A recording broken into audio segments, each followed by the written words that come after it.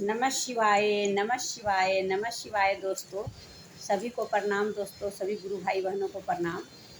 दोस्तों, सावन का महीना चल रहा है और मैं तो सीहोर से आ गई। कांवर लेकर गई थी, महादेव को जल चढ़ाई, कुबेश्वर भंडारी को। बहुत सारे वीडियो डाले हैं दोस्तों, आप देख सकते हैं कि कैसे कुबेश्वर भंडारी का पूजा होता है और कहाँ से जल उठते हैं और कहाँ पहुँचाया जाता है, सब मैं डाली हूँ। आप लोग देखिए हमारे वीडियो में।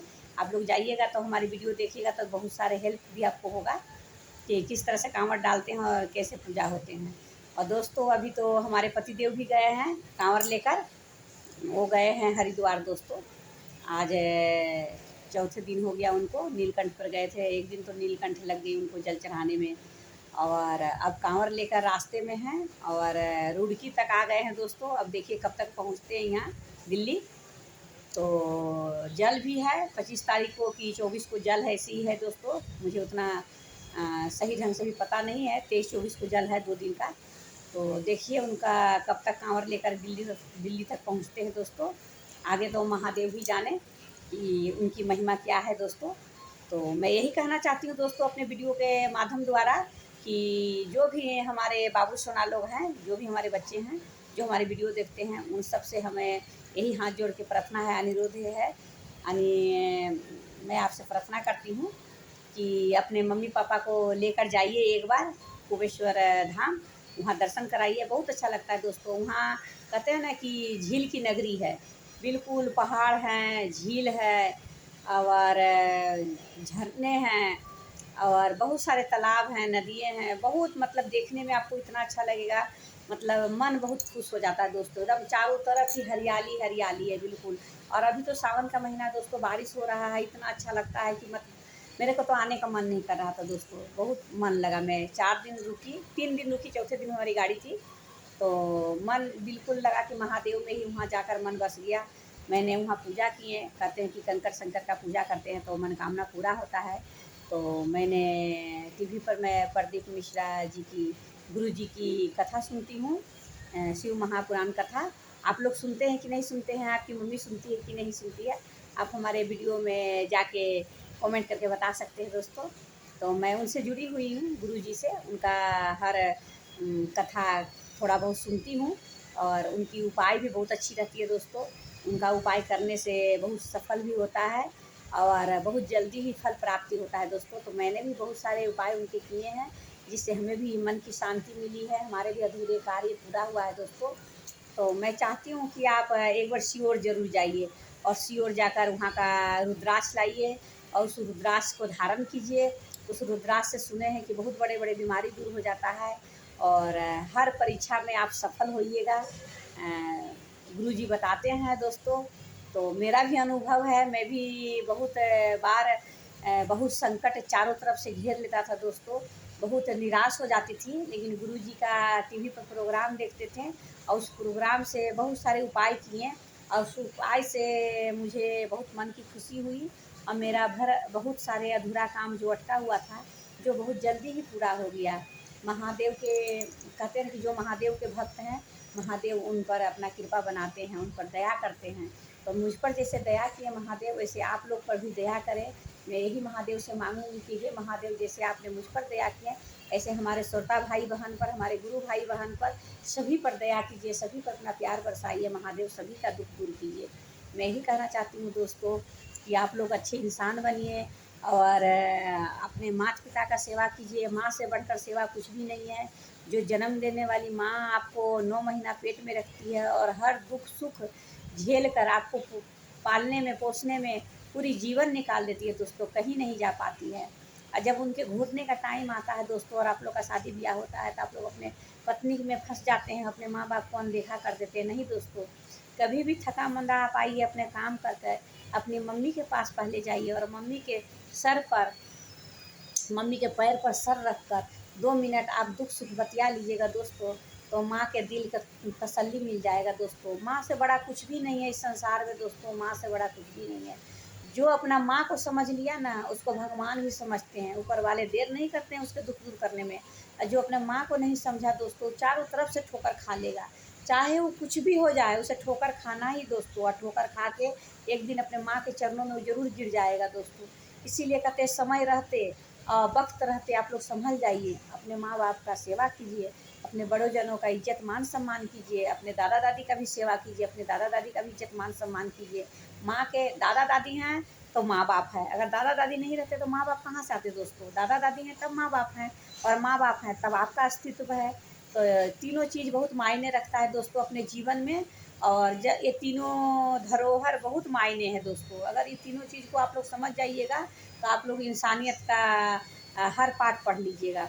तो यही है दोस्तों, हमें आप लोग से कहना कि एक कोख में माँ बाप उतना ही 9 महीना रख के जन्म देते हैं सभी बाल बच्चा को, जो 2 हो, 1 हो, 4 हो, सभी को जन्म देते हैं दोस्तों। लेकिन 5 अंगुली देखिए, सब छोटा बड़ा है ना, सब बराबर नहीं है ना, इसी तरह बच्चे भी सब बराबर नहीं होते हैं। कोई बहुत अच्छा होता है, कोई थोड़ा सा ज़िद्दी होता है, कोई थोड़ा सा अपना मन का करता है। तो ऐसा नहीं होना चाहिए, ज़िद्दी भी कीजिए, मन का भी कीजिए, लेकिन माँ के सामने कोई ज़िद्दी नहीं, माँ के सामने कोई हट नहीं, और माँ के सामने कोई छोटा बड़ा नहीं दोस्तों। माँ से ही सब कुछ है। माँ को जिस दिन मानिएगा उस दिन भगवान भी आपको देखेंगे और दया करेंगे। माँ को जिस दिन आप धिक्कार दीजिएगा और माँ से ही झूठ छल कपट बेईमानी कीजिएगा, माँ से ही छल करके अपनी पत्नी को इज्जत मान सम्मान दीजिएगा, तो सब झूठा है, सब बेकार है। आजकल बहुत लोग सोचती है कि मेरे पति मेरा ही होकर रहे, सास का नहीं हो, तो ये गलतफहमी है। अगर तुम्हारा होकर रहेगा और माँ का नहीं होगा तो एक दिन तुम्हें भी छोड़ने में देरी नहीं लगेगा। इसीलिए तुम भी संभल जाओ, जो भी हो बहू बेटी, तो पहले माँ का है तब तुम्हारा है। जो बेटा अपना माँ को इज्जत करेगा वो बेटा अपना पत्नी को इज्जत करेगा, जो बेटा अपना माँ को इज्जत नहीं करके अपना पत्नी को इज्जत करेगा वो एक दिन बीच रास्ता में, बीच सफ़र में तुम्हें छोड़ के किसी और से भी उसका प्यार लगाव हो सकता है। इसीलिए हमें यही कहना है दोस्तों हमारे वीडियो के माध्यम से कि आपकी माँ से बड़ा कुछ भी नहीं है इस संसार में, कोई दौलत नहीं, सारा दौलत फीका है दोस्तों, सारा मान, सारा इज्जत मान सम्मान सब फीका है दोस्तों। एक अपना अनुभव का मैं आपसे बात शेयर करना चाहती हूँ कि एक समय की बात है दोस्तों कि घर परिवार में रहते हुए कभी कुछ हो ही जाता है। तो एक लड़का था जो बहुत अपने माँ को इज्जत मान सम्मान देता था, और एक दिन ऐसा आया कि कोई बात के लिए, कोई रीजन से थोड़ा सा माँ से अपना अनबन कर लिया, और उसी टाइम उसे कहीं जाना था बाहर, और उसकी कैरियर की, उसकी सफलता की, कहीं से उसे बुलावा आया था, कहीं स्टेज पर, कहीं उसे बुलावा आया था दोस्तों। मैं क्या कहूँ, मैं बिल्कुल आपको शॉर्टकट में बताना चाहती हूँ दोस्तों, लंबी चौड़ी कहानी नहीं बताना चाहती हूँ। तो उसे बुलावा आया था बाहर से, कहीं दूर जाना था उसे। तो वो दूर गया, माँ को रुला के गया, माँ के दिल को हट करके गया, जो कि माँ का दिल को बहुत प्यारा, बहुत लाडला, आँखों का तारा था दोस्तों। तो वो वहाँ गया अवार्ड लेने के लिए, उसकी अवार्ड पर नाम लिख गई थी दोस्तों, और वो अवार्ड उसे मिलने वाला था। उसने बहुत अच्छा अपना काम में अपना खूब अच्छा नाम रुतबा किया था, वो अवार्ड उसी के लिए आया था दोस्तों। लेकिन उसने माँ को हट करके गया था और माँ को रुला के गया था। माँ बहुत रोई थी उस दिन।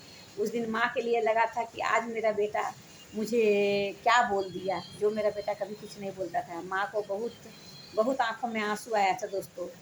लेकिन वो लड़का जब वहाँ गया, जब स्टेज पर नाम पुकारा गया, तो उसके बगल में कोई और लड़का बैठा था, उस लड़के को नाम पुकारा गया, लेकिन उसको नाम नहीं पुकारा गया जो उसके नाम लिखा हुआ था दोस्तों। और उसे उस अवार्ड को नहीं दिया गया, और उस दूसरे लड़के को अवार्ड दिया गया। अब बोला कि इस अवार्ड को रख दिया जाए, इस अवार्ड उसके लायक नहीं है। तभी उसे उसी टाइम अपने माँ के उस आंसुओं का याद आया, और माँ को उसने जो बात से हट किया था, तब उसे लगा कि हे ईश्वर, आपसे बड़ा माँ है, माँ को दिल को हट पहुँचाए थे, इसीलिए आज मेरे आया हुआ, कहते हैं ना कि मुँह तर से आया हुआ थाली निवाला, जो निवाला होता है मुँह तर आया हुआ है, वो भगवान छीन लेते हैं। उसी तरह उसके आया हुआ हाथ में अवार्ड उसे भगवान ले लिए, उसका नाम नहीं पुकारा गया, किसी और लड़के को दिया गया। उस टाइम उसे एहसास हुआ कि मैंने अपने माँ को हट करके आया हूँ, माँ के दिल को दुख पहुँचाया हूँ, अपनी पत्नी के बातों पर, अपनी पत्नी के लिए अपने माँ को, अपने माँ के पत्नी के लेकर माँ के बीच में दीवार बन गया। तो उसे उस टाइम उसे अपनी इस गलतियों का एहसास हुआ दोस्तों, और उसी टाइम उसने बोला कि हे भगवान, हमने जो गलती किए हैं उस गलती का सज़ा मुझे इस अवार्ड द्वारा मिला है, अब कभी भी माँ का दिल को नहीं दुखाना चाहिए। यही सोचकर उसने वहाँ से वापस आया। आने के बाद अपनी मम्मी को नहीं बताया, कभी नहीं बताया दोस्तों। और 6 महीने बाद फिर उसे अवार्ड के लिए बुलाया गया स्टेज पे, फिर उसके काम देखकर बुलाया गया। तो 2 दिन पहले वो अपनी मम्मी को ये बात सारी कहानी बताता है। उसकी मम्मी नहा धोआ कर, जिस दिन अवार्ड मिलने वाला है उस दिन उसकी मम्मी नहा धोआ कर मंदिर जाती है महादेव के पास, और जाके अपने महादेव से बोलती है कि महादेव, मेरे बच्चे तो गलती किया ही, मुझे रुलाया, लेकिन आप क्यों गलती कर रहे हो, आप मत गलती करो। उसने बहुत मेहनत किया है महादेव, और माँ को भी बहुत मानता है वो। थोड़ा सा अपनी पत्नी के लिए अपनी मम्मी को हट कर दिया, लेकिन आप उससे नाराज़ मत होना। आज ये लड़का, ये बेटा मेरा आज जा रहा है, आज उसे बुलाया गया है कहीं पर अवार्ड देने के लिए। ये अवार्ड उसे मिलना चाहिए, आज उसको अवार्ड ज़रूर मिलना चाहिए महादेव। आज उसे अवार्ड देकर ये साबित कर दो कि हाँ, मेरा बेटा इस अवार्ड के लायक है, आज उसे अवार्ड ज़रूर मिलना चाहिए महादेव। ये मेरी विनती है, मेरी पुकार है, और मेरी पुकार आपको सुनना पड़ेगा महादेव, आपको मेरी पुकार सुनना पड़ेगा। बच्चे तो गलती कर देते हैं महादेव, लेकिन हम माँ बाप हर बच्चे को माफ़ कर देते हैं। इसी तरह आप भी मेरे बेटे की गलती को माफ़ कर दें और उसे इस बार अवार्ड ज़रूर दें। दोस्तों वही हुआ जो माँ कही, वही भगवान सुने, और वो गया, और जाने के बाद उसे 6 महीने बाद फिर अवार्ड मिला दोस्तों। इसीलिए आज मैं एक कहानी आपको बताई हूँ, इसलिए कि ये कहानी में पूरी पूरी सच्चाई है दोस्तों। ये कहानी आप लोग सब समझते होंगे, समझ गए होंगे मेरे कहने का बात। तो मैं आपसे क्या कहूँ, आप सब समझते हैं दोस्तों, इतना ना समझ तो नहीं है। तो यही कहना का मतलब है दोस्तों कि माँ का दिल दुखा के कोई नहीं जीता है जग में। तो आप लोग भी कभी माँ को दिल नहीं दुखाइएगा। माँ का आशीर्वाद से आप कहते हैं स्वर्ग तक चले जाइएगा दोस्तों।